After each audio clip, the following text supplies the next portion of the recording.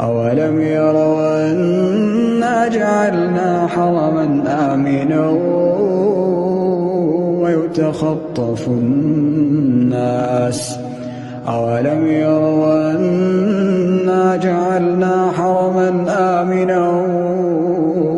ويتخطف الناس من حولهم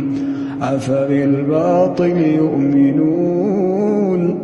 وبنعمة الله يكفرون ومن أظلم ممن افترى على الله كذبا أو كذب بالحق لما